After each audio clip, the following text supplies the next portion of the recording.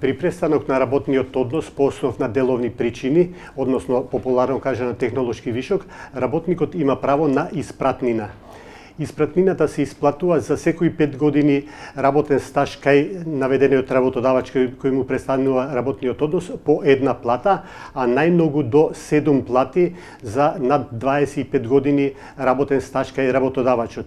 Основицата за исплата на испратнината е просечната плата на работникот во последните 6 месеци, меѓутоа таа не треба да биде помала од 50% од просечно исплатената плата на работниците во Републиката во последниот месец. Испратнината на работникот му се исплатува со денот на престанокот на работниот однос и секоја изјава од работникот дека се откажува од испратнината или изнудување таква изјава е ништавна.